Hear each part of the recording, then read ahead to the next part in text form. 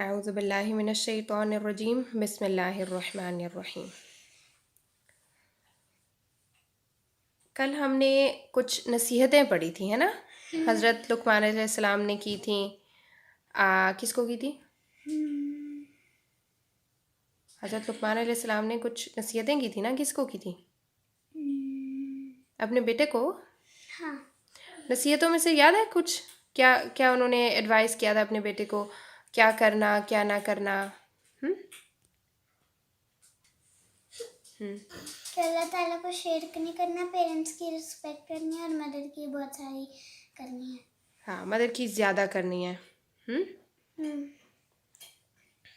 ٹھیک ہے۔ اوکے، پھر آج ہم دیکھتے ہیں کہ اور انہوں نے اپنے جو بیٹا ہے اس کو اور کیا کیا نصیحتیں کی۔ تو اس میں انہوں نے کہا کہ دیکھو، جو بھی تم نیکی کرو گے نا، چاہے وہ ایک چھوٹی سی نیکی کیوں نہ ہو، ٹھیک ہے، بہت چھوٹی، جیسے گندم کا دانہ ہوتا ہے نا، اتنا چھوٹا سا ہوتا ہے۔ آپ وہ چاٹ کھاتی ہیں نا، چاٹ میں وہ ایک دانہ ہوتا ہے نا، وہ بھی چھوٹا سا ہوتا ہے۔ چاٹ کا جو چنا ہوتا ہے چھوٹا سا ہوتا ہے نا، اسی طرح جو دانے ہوتے ہیں گندم کے دانے، وہ بھی چھوٹے چھوٹے ہوتے ہیں۔ گندم کا دانہ اس سے بھی چھوٹا ہوتا ہے۔ تو ہاں، اور گندم کے دانے اور اس طرح جو دانے ہوتے ہیں، وہ سارے دانے آلموسٹ چھوٹے چھوٹے ہی ہوتے ہیں نا۔ تو اگر آپ اتنی چھوٹی سی بھی نیکی کرو گے نا، تو اور آپ چھپ کے کہیں چٹان کے بیچ میں چھپ چھپا کے نیکی کرتے ہو کوئی، تو بھی اللہ تعالیٰ کو پتہ ہوتی ہے وہ، اور اللہ تعالیٰ ہوتا آسمان پہ ہے، لیکن اللہ تعالیٰ کو سب پتہ ہوتا ہے، اور پھر اللہ تعالیٰ اس کا بدلہ بھی دیں گے انسان کو، یعنی اس کے نیکی کے بدلے میں جو ہے انسان کو اجر ملے گا، گڈ پوائنٹس ملیں گے۔ یعنی آپ کوئی بھی چھوٹی سے چھوٹی بھی نیکی کرتے ہیں تو وہ ضائع نہیں ہوتی، کہنے کا یہ مطلب ہے۔ وہ اللہ تعالیٰ آپ کہیں بھی چھپ کے کرتے ہیں، اندھیرے میں کرتے ہیں، کہیں چٹانوں کے اندر چھپ چھپا کے، تو بھی نیکی ضائع نہیں ہوگی، وہ اللہ تعالیٰ لکھ لیتے ہیں، وہ اللہ تعالیٰ اپنے پاس محفوظ کر لیتے ہیں۔ اس کے بعد ایک اور نصیحت حضرت لقمان نے اپنے بیٹے سے کی، اور وہ کیا کہ نماز قائم کرو اور نیکی کا حکم دو، یعنی جو آپ کو پتہ ہے نا اچھائی کرنے کی چیزیں ہیں، جو نیکی کے کام آپ کے علم میں ہیں، آپ وہ لوگوں کو بھی بتائیں کہ ہمیں ایسے کرنا چاہیے، ہمیں ایسے کرنا چاہیے، ٹھیک ہے؟ اور برائی سے بچنے کے لیے ایڈوائز کرنی چاہیے لوگوں کو، جیسے آپ کو پتہ ہو کہ یہ اچھا کام نہیں ہے تو آپ لوگوں کو بھی بتائیں، جب وقت آئے تو آپ بتائیں کہ نہیں، یہ کام اچھا نہیں ہوتا، یہ ہمیں نہیں کرنا چاہیے، ہیں؟ جیسے کھڑکی سے نہیں جمپ کرنا۔ ہاں، کھڑکی سے جمپ کرو تو درد ہوتی ہے، اور ویسے بھی اللہ تعالیٰ کو بھی پسند نہیں ہے کہ آپ اپنے جسم کو نقصان دیں بلا وجہ۔ اور اس کے بعد انہوں نے کہا کہ جو بھی تمہیں پہنچتا ہے، اب انہوں نے یہ نہیں کہا کہ جو بھی تکلیف تمہیں پہنچتی ہے یا جو بھی اچھی چیز یعنی خوشی کی بات تمہیں پہنچتی ہے، انہوں نے کہا جو بھی تمہیں پہنچتا ہے اس کے اوپر صبر کرو، ٹھیک ہے؟ مطلب صبر، ہمیں جب کوئی خوشی ملتی ہے تو ہم آپے سے باہر نہ ہو جائیں، تب ہم اپنے آپ کو روک کے رکھیں کہ ہم نے اللہ تعالیٰ کی جو لمیٹیشنز ہیں اس سے باہر نہیں ہونا، ٹھیک ہے؟ جب ہمیں کوئی غم اور تکلیف پہنچتا ہے تب ہم جو ہے اپنے آپ میں آپے سے باہر نہ ہو جائیں اور چیخنا چلانا اور اللہ تعالیٰ سے شکوے شکایتیں کرنا، تب ہمیں اپنے آپ کو روک کے رکھنا ہے۔ صبر جو ہے نا، اصل میں اپنے آپ کو ایک دائرے کے اندر، ایک لمیٹیشنز کے اندر، ایک رویے کا نام ہے، ٹھیک ہے؟ یہ خوشی کے ٹائم بھی ہوتا ہے اور یہ غم کے ٹائم بھی ہوتا ہے۔ آپ دونوں کنڈیشنز میں اپنے آپ کو ایک خاص ایٹیچیوڈ میں رکھیں، یعنی کہ خوشی میں آپ فضول خرچ ہو جائیں، خوشی میں آپ اللہ تعالیٰ کو بھول جائیں، خوشی میں آپ اللہ کا شکر ادا کرنا بھول جائیں، ٹھیک ہے؟ اور غم میں آپ کے اوپر غم اتنا زیادہ طاری ہو جائے کہ آپ ڈپریس ہو جائیں، آپ روئیں، آپ اللہ تعالیٰ سے شکوے شکایتیں کرنے شروع ہو جائیں، ٹھیک ہے؟ تو دونوں جو سچویشنز ہیں ان میں صبر کو ہمیشہ اپنے ساتھ رکھنا، ٹھیک ہے؟ یہ بھی انہوں نے اپنے بیٹے کو ایک نصیحت کی۔ پھر اس کے بعد انہوں نے کہا کہ وَلَا تُصَعِّرْ خَدَّكَ لِلنَّاسِ وَلَا تَمْشِ فِي الْأَرْضِ مَرَحًا، کہ جیسے منہ پھیرنا ہوتا ہے نا، یہ اس کو بولتے ہیں خد، جو چیکس ہوتے ہیں نا ہمارے، اس کو عربک میں ہم بولتے ہیں خد. تو وہ کہتے ہیں کہ اپنا ایسے منہ نہیں پھیرو لوگوں سے، ٹھیک ہے. جب لوگوں سے بات کر رہے ہو تو آپ اٹینٹیو ہو کے توجہ دے کے ان سے بات کرو، ان سے منہ نہیں پھیرو. آپ سے کوئی بات کر رہا ہے اور آپ منہ پھیر لیں، برا ایک ایٹیچیوڈ ہوتا ہے نا، ٹھیک ہے. ہاں جیسے بہت بار میرے ساتھ بھی ہوا ہے، جب میرے کلاس میٹ ہوتے ہیں کوئی جو ایسے کر جاتے ہیں. ہاں، جب اصل میں جب غصہ آتا ہے نا انسان کو، تب وہ ایسے کرتا ہے، ایسے کرتے ہیں نا ہم. تو یہ ہم منہ پھیر رہے ہوتے ہیں نا، ایسے کر کے ہم منہ پھیر لیتے ہیں. ہاں جیسے ہنور میں بھی کرتے ہیں، جو میرا چھوٹا بھائی ہے. ہاں وہ تو آپ لوگوں کی جب چھوٹی چھوٹی لڑائی ہوتی ہے تب آپ ایسے کرتے ہیں نا. چھوٹی چھوٹی نہیں، بڑی بڑی بڑی بڑی.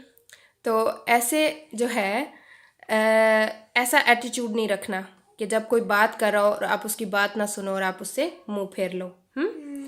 اور ولا تمشی فی الارض مرحا، یعنی تکبر کے ساتھ، ایک خود پسندی کے ساتھ آپ جو ہیں زمین پہ نہ چلے، ٹھیک ہے. عاجزی کے ساتھ، ہمبلنس کے ساتھ. تکبر ہوتا ہے نا کہ بس میں ہی میں ہوں، میں تو، میرے سے تو آگے کوئی دوسرا شخص ہے ہی نہیں ہے، اپنے آپ کو بہت بڑی چیز سمجھنا. اور بندہ اس تھنکنگ کے ساتھ جو ہے وہ زمین کے اوپر چلے، تو یہ اللہ تعالیٰ کو پسند نہیں ہے. اور اس کی ہی نصیحت حضرت لقمان علیہ السلام نے اپنے بیٹے کو کی. ان اللہ لا يحب كل مختال فخور، کہ اللہ تعالیٰ جو ہے ایسے لوگوں کو پسند نہیں کرتے جو غرور کے ساتھ، فخر کے ساتھ جو ہیں زمین کے اوپر چلتے ہیں. کیونکہ آپ صلی اللہ علیہ وسلم بھی ہمیشہ جب چلتے تھے نا تو بہت ہمبل ہو کے چلتے تھے، عاجزی کے ساتھ زمین کے اوپر چلتے تھے، ٹھیک ہے.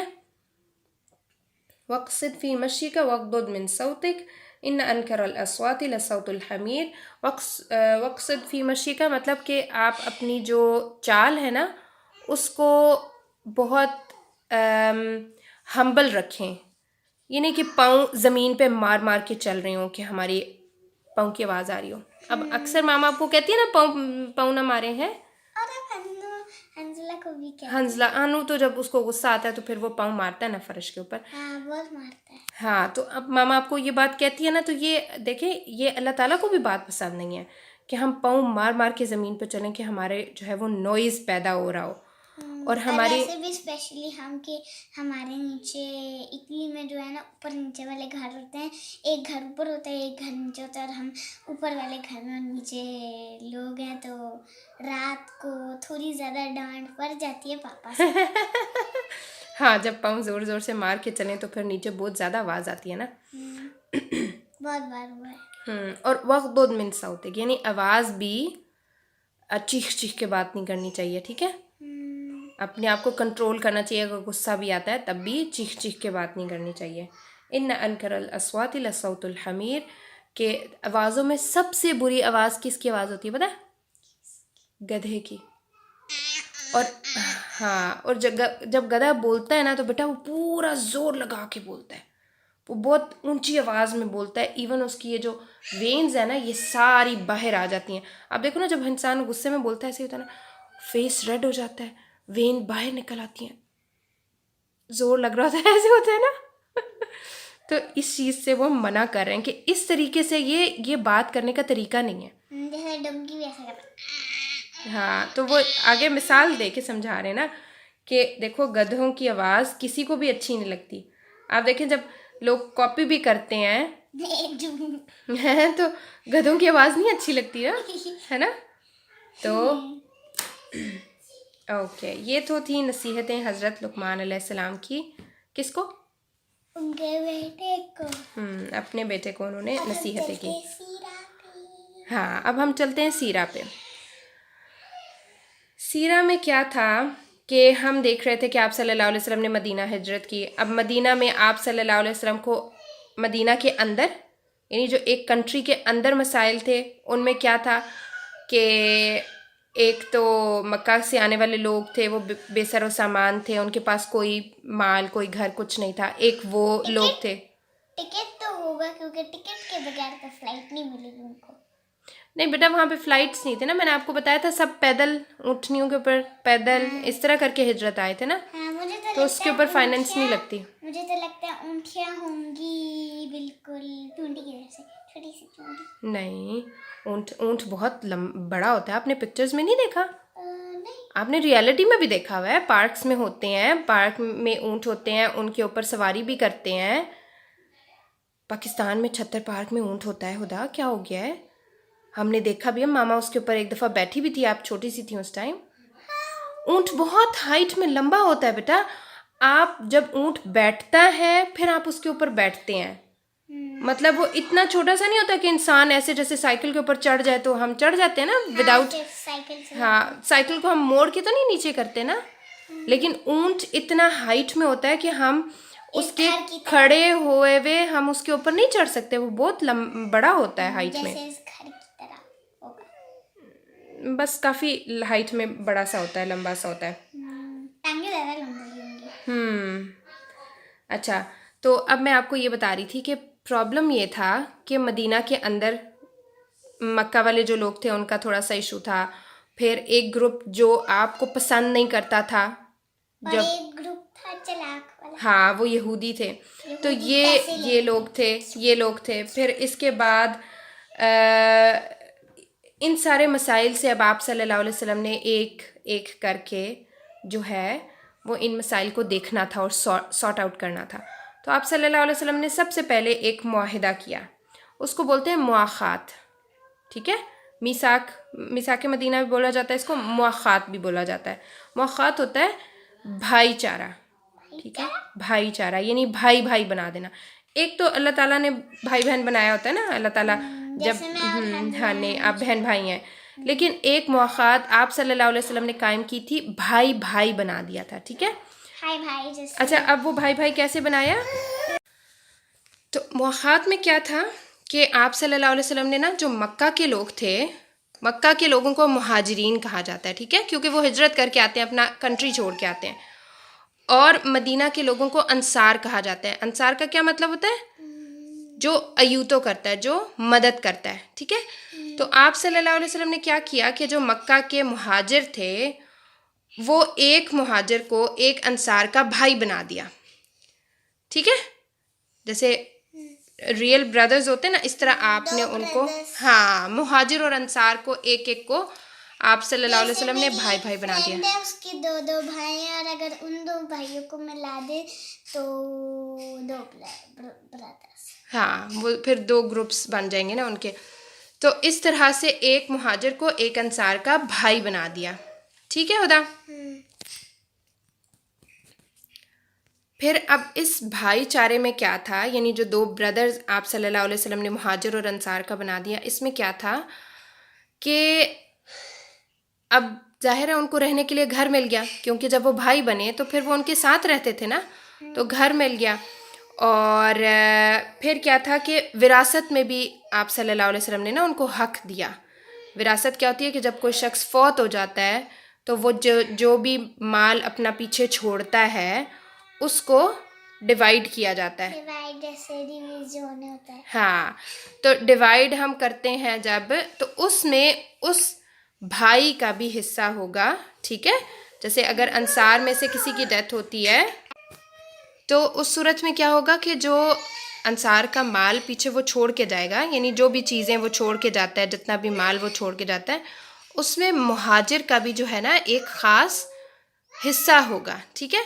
ये भी इस मुआखात के अंदर ही एक पॉइंट था कि जिसमें विरासत में हिस्सा मिलना था, अंसार को मुहाजिर भाई से और मुहाजिर को अंसार भाई से, ठीक है। तो ये जो था ना, इससे फिर जो, जैसे आपको पता है ना, मक्का के जो मुहाजिरीन आ रहे थे वो कहाँ पे रह रहे थे उससे पहले? मस्जिद में। कल मैंने आपको बताया था ना, हाँ, मस्जिद में वो स्टे कर रहे थे। तो अब बनाए थे। नहीं, मस्जिद के अंदर स्टे कर रहे थे। मस्जिद के साथ जो कमरे थे वो आप सल्लल्लाहु अलैहि वसल्लम ने अपने लिए बनाए थे, क्योंकि वो ज़मीन आप सल्लल्लाहु अलैहि वसल्लम ने ख़ुद ख़रीदी थी ना। आपको पता है ना, वो दो यतीम भाइयों की थी, तो वो ज़मीन आप सल्लल्लाहु अलैहि वसल्लम ने ख़ुद ख़रीदी थी। और मस्जिद एक पोर्शन के ऊपर आप सल्लल्लाहु अलैहि वसल्लम ने बनाई और साथ में हुजरे बनाए, ठीक है। उन हुजरों में आप सल्लल्लाहु अलैहि वसल्लम रह रहे थे, क्योंकि वो आपके पैसों की बनी थी ना। हुजरे जो हैं वो आपने ख़ुद बनवाए थे ना अपनी मालियत से। तो अब ये मुआखात हो गई, ठीक है। اس موقعات سے ایک تو جو پرابلم تھا یعنی اس کمیونٹی کے اندر کہ مہاجرین آ رہے ہیں تو ان کا کیا بنے گا، تو جو انصار تھے انہوں نے بہت زیادہ مدد کی، کیونکہ دیکھیں جب ایک چیز اسلام کے اوپر تھی نا تو ان کے دل پھر بہت بڑے ہو گئے، انہوں نے اپنے گھروں میں جگہ دی، انہوں نے کہا یہ ہمارا مال ہے، یہ آپ لے لو. لیکن مہاجرین بھی بہت خوددار تھے، انہوں نے صرف اتنی چیز انصار بھائیوں سے لی جتنی ان کو واقعی میں ضرورت تھی. وہ جاتے تھے بازار جا کے وہ کام کرتے تھے، ٹھیک ہے، تجارت کرنا یا کسی کا مال اٹھوانے میں مدد کرنا، پھر اس سے جو ان کو پیسے ملتے تھے یا اس سے جو ان کو کھجوریں یا جو بھی غلہ وغیرہ ملتا تھا وہ گھر لے کے آتے تھے. تو وہ بھی بیٹھ نہیں گئے، انصاروں کے اوپر بوجھ نہیں بنے، ٹھیک ہے.